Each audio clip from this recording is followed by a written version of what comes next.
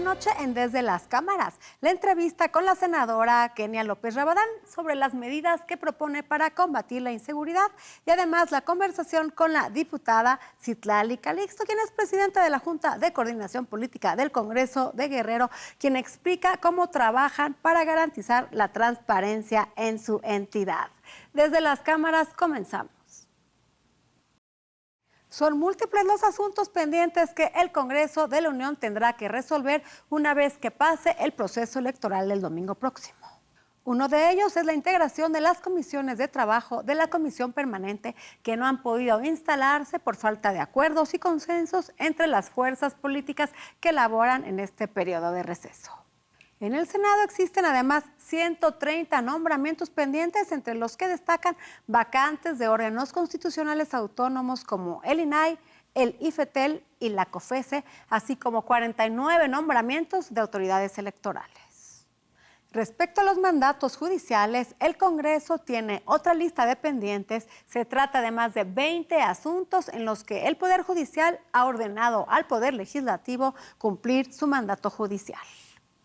Confiemos que en las próximas semanas el trabajo de la Comisión Permanente, pero sobre todo el de las comisiones ordinarias de ambas cámaras, se normalice y se avancen en la conformación de lo que podría ser la agenda de la próxima legislatura. Desde esta tribuna mantendremos bajo la lupa todo el quehacer legislativo que se realice en este sentido. En esta antesala de las elecciones, la Comisión Permanente celebró su sesión con los ánimos encendidos. En el marco de los trabajos de la Comisión Permanente, los grupos parlamentarios de oposición dieron a conocer la presentación de una acción de inconstitucionalidad contra la reforma de pensiones. Hoy presentamos la oposición, el PAN, el PRI, el PRD, una acción de inconstitucionalidad contra la ley, así la veremos de llamar, de la confiscación de las afores. Así, para dejarlo claritito. Se presentó la acción de inconstitucionalidad ante la Suprema Corte de Justicia de la Nación y nosotros esperamos un procedimiento rápido para evitar que Morena se quede con 40,000 millones de pesos de cuentas inactivas de personas mayores de 70 años.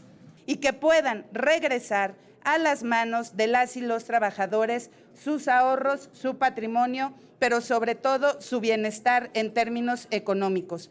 En conferencia de prensa en el Senado, sede de la Comisión Permanente, los legisladores explicaron.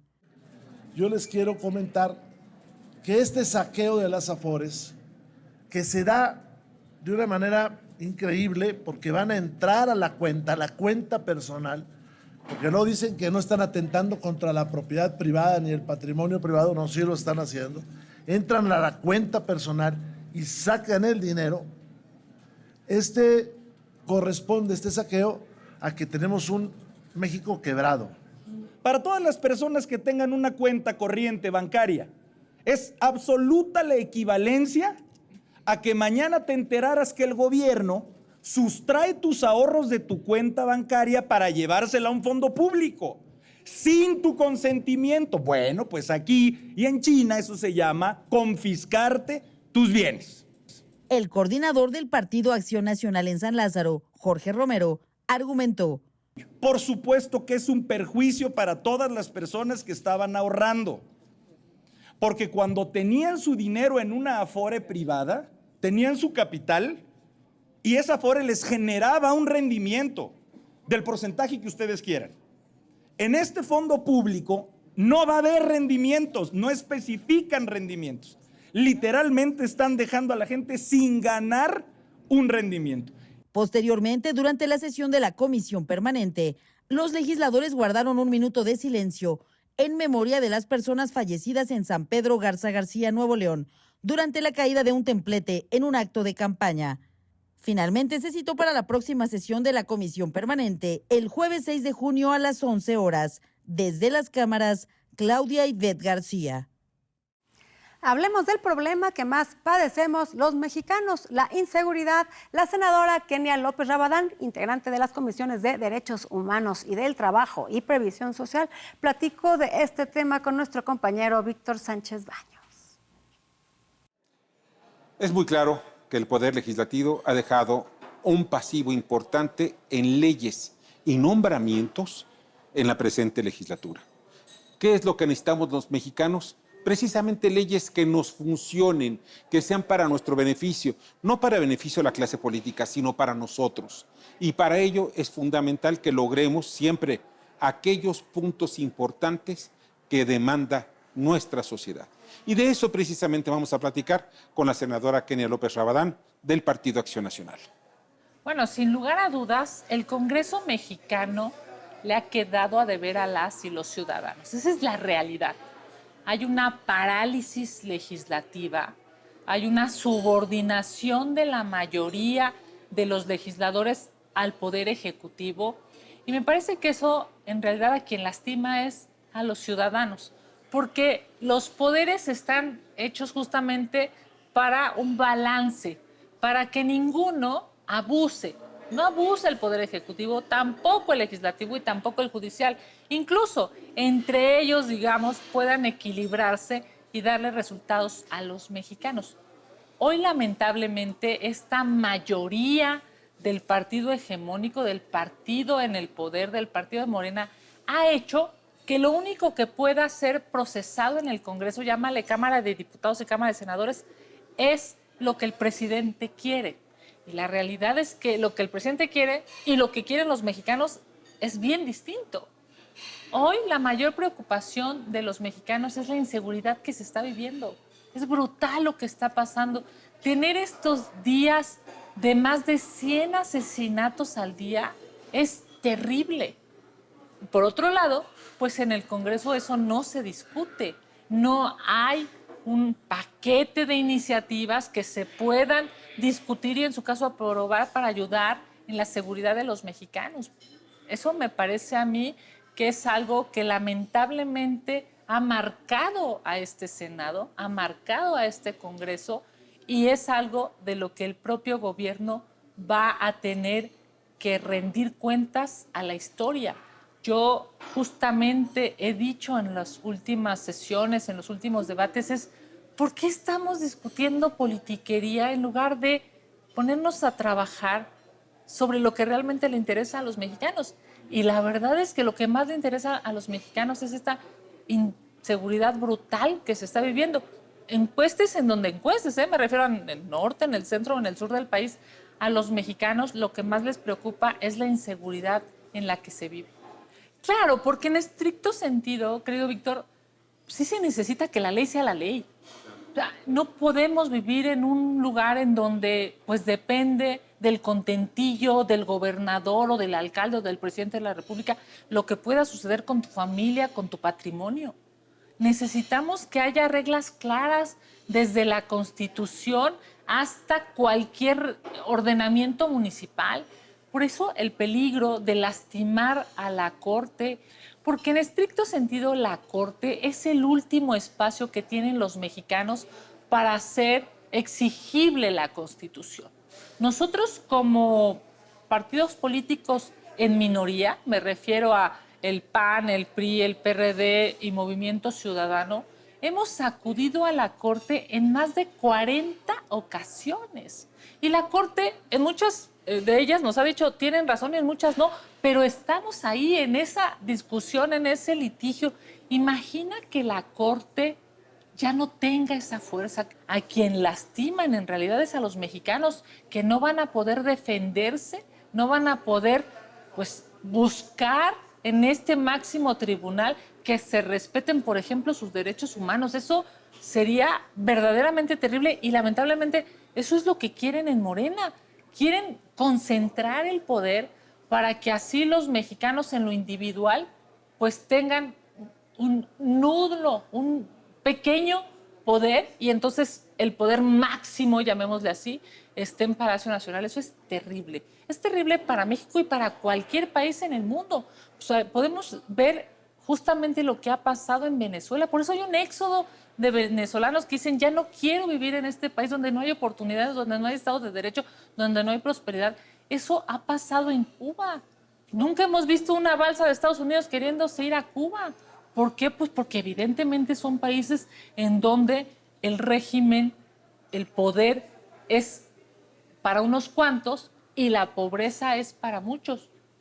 Existen en el país todas las herramientas que son suficientes para que el Poder Legislativo logre sus objetivos. Esos objetivos que demandamos nosotros los mexicanos de nuestros legisladores. No únicamente que vengan a levantar la mano, ni que estén en favor de una propuesta del Poder Ejecutivo, o en fin, todo aquello que nosotros conocemos perfectamente que ocurre. Lo que necesitamos es solamente que los mexicanos seamos escuchados y que nuestras demandas sean siempre atendidas. Y sobre todo, que tengamos un Estado de Derecho impecable. Y esa es labor del legislativo. Legisladores del PAN, PRI y PRD presentaron a la Suprema Corte de Justicia de la Nación una acción de inconstitucionalidad en contra de la creación del Fondo de Pensiones del Bienestar. De este asunto nos va a platicar nuestra especialista Alicia Salgado. Alicia, ¿cómo estás? Muy bien, muchísimas gracias, Adriana. Pensamos que todo se acaba en la legislatura, pero todavía le falta. ¿No? Estamos en la comisión permanente y justamente en medio de esta comisión, hoy o ayer se presentó la acción de inconstitucionalidad del grupo de oposición a la reforma de pensiones que pues determina el traslado de las cuentas inactivas después de 70 años de cumplimiento de edad de un aforado y que no haya dispuesto de esos fondos hacia el fondo de ahorro para al fondo de pensiones para el bienestar. Es interesante porque, fíjate, se aprobó a finales de la legislatura ordinaria, del periodo ordinario de sesiones, y se dijo que a más tardar, eso dijeron en tribuna quienes lo apoyaron, especialmente Ignacio Mier, que a más tardar en una semana estarían listas las reglas para transparentar con toda claridad cómo se iba a constituir el fondo, cómo iba a operar el comité técnico, de qué manera un trabajador o trabajadora podría reclamar sus recursos en caso de, o sus deudos en caso de proceder esa reclamación. Y hasta ahorita, nada. Tal y como fue justamente presentada la iniciativa de constitucionalidad, porque recordemos que esta se presentó, la presentó Mier y la presentó la diputada Cisneros, sin publicidad, salió como de esas iniciativas sacadas de la manga en pleno jueves y viernes santo, cuando todo el mundo estaba de vacaciones, y sorprendió por las condiciones en que venía, se estuvo negociando y trabajando, pero en el curso de un fin de semana, para ser dictaminado el lunes siguiente. Luego llegó al Pleno de la Cámara de Diputados en condiciones extrañas, se publicó una iniciativa que no era la acordada y finalmente se subió al Pleno, se tuvo que retirar del Pleno y sacarla. Todo esto implica una violación importante al proceso legislativo. Justamente ese es el primer argumento de la acción de inconstitucionalidad presentada, el cómo no se da una debida transparencia con un Parlamento abierto, dada la importancia que tiene, ni tampoco se cumple con el precepto de escuchar a las minorías y de darle a conocer a los diputados en general la iniciativa antes de que se pueda meter a la Cámara, a la Comisión. La segunda razón por la que se mete la acción de inconstitucionalidad es porque se viola algunos artículos que subrayan el que estos recursos son intransferibles y no pueden ser utilizados para ninguna otra causa que el retiro y que son propiedad de los trabajadores, de tal manera que al trasladarse al fondo ante la falta de claridad sobre cómo se van a trasladar y cómo se van a devolver, pues evidentemente se está cumpliendo con esos preceptos de inseguridad jurídica. Se espera que hoy mismo, este jueves, ya mañana viernes, sea admitida en la Suprema Corte de Justicia y que proceda su análisis ya por los miembros del Poder Judicial. Pero dada que es una acción de inconstitucionalidad y es muy relevante, muy probablemente pueda ser analizada ya en el Pleno y en condiciones adecuadas la próxima, más o menos en el mes de julio, una vez regresando de las vacaciones del Poder Judicial. En fin, yo pongo este tema bajo la lupa desde las cámaras. Muchas gracias, Alicia. Aquí le vamos a estar dando seguimiento a este importantísimo tema. Importantísimo. Vamos a una pausa y regresando hablaremos con la diputada de Guerrero, Citlali Calixto, quien es presidenta de la Junta de Coordinación Política del Congreso Local, para explicarnos las acciones que en materia de transparencia se desarrollan en su estado. Y como ese también decirte que ya homologamos la revocación de mandato en el estado de Guerrero, que pues es un instrumento de la ciudadanía guerrerense para, si no están de acuerdo, digamos, con pues el mandato de los funcionarios. Gobernadores y alcaldes, aplica local. Efectivamente, pues bueno, puedan hacer uso de este instrumento.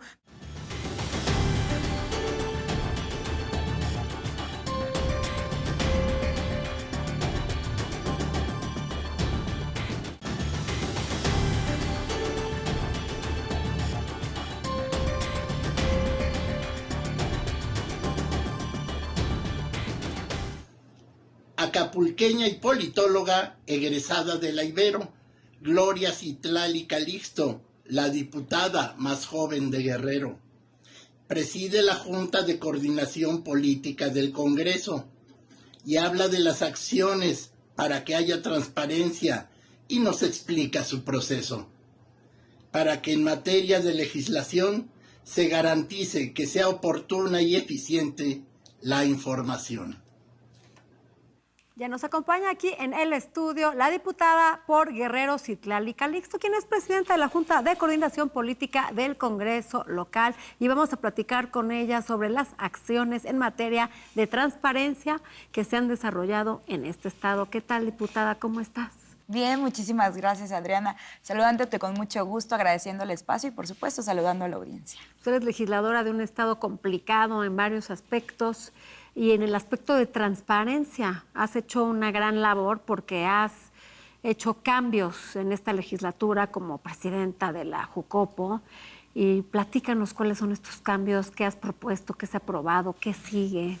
Bueno, decirte que tu servidora pues asumió en esta legislatura, en enero, la Junta de Coordinación Política, y había habido pues algunos cambios que se habían venido haciendo en esta 63ª legislatura, y por ahí quiero empezar. La verdad es que esta legislatura nos ha tocado que es la primera legislatura paritaria, y desde ahí se da una perspectiva distinta, ¿no? Una perspectiva de formación, de género, de sensibilidad, y nos ha tocado también sacar temas importantes para el avance del Estado de Guerrero, y un tema muy sentido para que la ciudadanía guerrerense pues dignifique el papel del Congreso, el diputado o la diputada, la labor legislativa, pues es la Gaceta Parlamentaria. Decirte que un tema muy demandado era, ok, sí, el Congreso del Estado está trabajando, pero nosotros como ciudadanos o como medios de comunicación, ¿cómo podemos observar los temas y ser vigilantes de los temas que se aprueban, el orden del día, qué va a venir en la sesión? Entonces no teníamos una Gaceta Parlamentaria. No estaba publicada.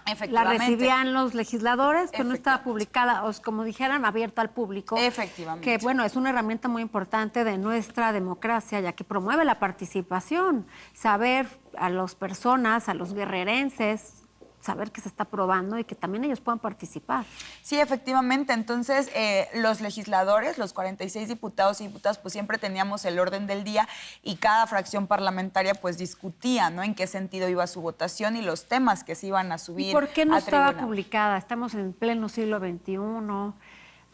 No los auditan, no les exigen que sea transparente la forma de legislar. Bueno, decirte que justamente cuando asumió la Junta de Coordinación Política y nos observaron precisamente ese tema de que Guerrero no estaba posicionado en el Congreso en un lugar legítimo, digamos, en materia de transparencia, bueno, fortalecimos ese aspecto y dijimos, a ver, en el Congreso del Estado de Guerrero hacemos las cosas de manera legítima y de manera legal, transparentemos lo que estamos haciendo a través de la Gaceta Parlamentaria. Entonces, hasta el día de hoy, esta Gaceta Parlamentaria, pues, es general al público, pueden observarla, pueden ver los temas que se han aprobado, y se han aprobado temas interesantes, además, ¿no? En este último tramo que se podría pensar, no decir, a veces se piensa, bueno, como ya es el fin de legislatura, a lo mejor baja, claro, digamos, y bueno, la se empalma con la elección más importante de la historia contemporánea de este país, y además, pues muchos me imagino que piden licencia para hacer campaña,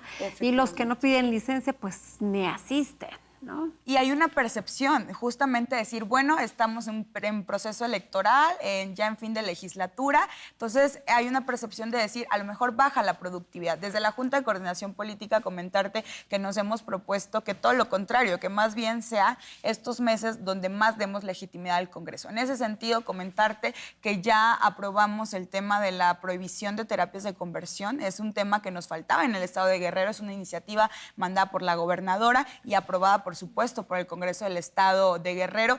Y quiero aclarar esto porque a mí me parece interesante que justo en pleno proceso electoral se haya aprobado un tema como este, porque tú sabes que estos temas de repente causan mucha resistencia, ¿no? Porque dicen, oye, en materia de la diversidad sexual, decir, pues sí que existan las terapias de conversión para prohibirles, ¿no?, la identidad, las preferencias, etcétera. Entonces, el Congreso da un mensaje de decir, a ver, aún incluso en proceso electoral, nosotros vamos avanzada en cuestión del respeto irrestricto a los derechos humanos, ¿no? Claro, porque, bueno, cabe señalar que estas clínicas que ofrecen terapias de reconversión, pues muchas veces la persona que asiste a esta clínica, la mayoría de las veces es obligada a ir, y sus métodos, pues son métodos casi como de tortura. Efectivamente, y son violentos a los derechos humanos y sobre todo en pleno siglo, ¿no?, XXI, que uno dice, a ver, es un tema de respeto a tu intimidad, de respeto a tus derechos humanos y no va a ser, y a tu identidad, y no va a ser el Congreso del Estado de Guerrero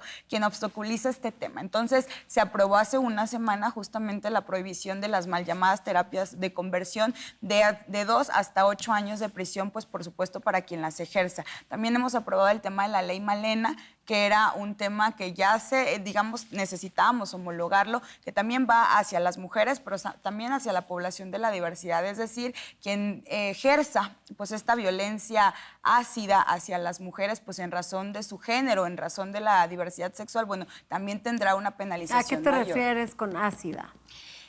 Habrás escuchado el caso de María Elena, una saxofonista. O sea, de echar ácido. Efectivamente, pero surge, ¿no?, del lamentable acontecimiento de María Elena, una saxofonista. Y como María Elena han habido varios casos. Que literalmente, en razón solo de querer destruir tu identidad. O sea, porque cuando echas ácido es porque quieres destruir tu identidad. Logras, y además es una tentativa de feminicidio, porque también así la tipificamos. Es tentativa de feminicidio porque si no acabas con la vida de la persona, pero sí acabas con su identidad, ¿no? Porque le robas. Con su seguridad, con su dignidad, con su integridad y con su salud. Efectivamente, entonces también eso no estaba tipificado en el Estado de Guerrero, también hemos avanzado en esa materia, y como ese también decirte que ya homologamos la revocación de mandato en el Estado de Guerrero, que pues es un instrumento de la ciudadanía guerrerense para, si no están de acuerdo, digamos, con pues el mandato de los funcionarios. Gobernadores y alcaldes, aplica local. Efectivamente, pues bueno, puedan hacer uso de este instrumento para que pues exijan a sus representantes. Entonces, los próximos legisladores van a poder aplicar la revocación de mandato a la actual gobernadora. Efectivamente, es válido a partir del 2027, ¿no? Ok, porque ninguna ley puede ser retroactiva, efectivamente. Entonces, bueno, avanzamos, decirte que avanzamos en materia de mujeres, de diversidad. También un tema importante comentarte, realizamos la primera consulta a personas con discapacidad en el Estado de Guerrero por un mandato, sí, de la Suprema Corte de Justicia, pero también por un respeto hacia las personas con discapacidad. En Guerrero hoy se escribe un nuevo capítulo de educación. No se tenía, digamos, una educación fortalecida en el tema de discapacidad. Había muchos retos que enfrentaban las personas con discapacidad en infraestructura, en maestros que no tenían a lo mejor la capacitación para pues fortalecer estas áreas. Hoy ya incluimos el nuevo capítulo de educación inclusiva y hoy ya en Guerrero pues damos estas herramientas e instrumentos para que las personas con discapacidad se sientan representadas. Un tema importante es, bueno, la situación de Acapulco, derivado de este huracán, de esta tragedia de Otis. ¿Se aprobó algún presupuesto adicional? Ha ido avanzando sacar adelante Acapulco, pero ¿hay algunas acciones extras que se estén tomando desde el Congreso?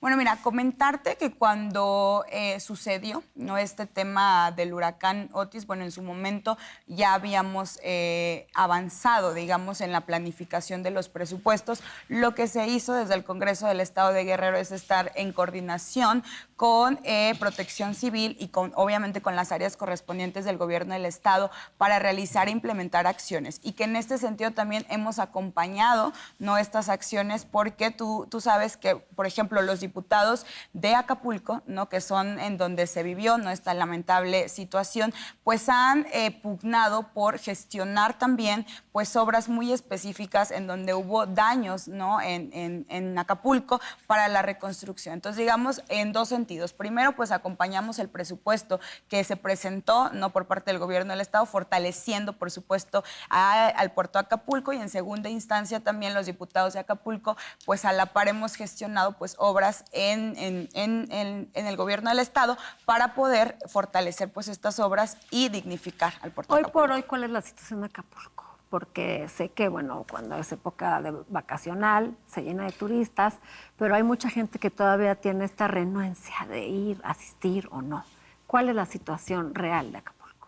La situación real de Acapulco es que desde el primer día, ¿no?, se entró en coordinación con todos los órdenes, con todos los niveles, y que en ese sentido se tomaron, ¿no?, las decisiones que se debieron haber tomado para, por supuesto, pues avanzar con esta pues lamentable situación que sucedió en el puerto de Acapulco, y que gracias a esta coordinación que ha existido y gracias a estos presupuestos que se le han apostado al puerto de Acapulco de los 3 niveles, pues hoy tenemos un Acapulco que ha avanzado en 80% en su reconstrucción, ¿no? Ya lo hemos visto en diferentes, a través de las redes sociales, también nosotros invitamos a que la ciudadanía también vaya al puerto de Acapulco, porque así también como los órdenes de gobierno por responsabilidad avanzaron en la reconstrucción, también es importante la visita de la ciudadanía, la visita para apostarle al turismo, la visita para apostarle y que se sientan en la confianza que hay condiciones para poder recibirlos, es decir, que no existe una percepción de decir, no, a lo mejor no voy porque ¿a dónde me voy a hospedar? O a lo mejor ¿a dónde voy a ir?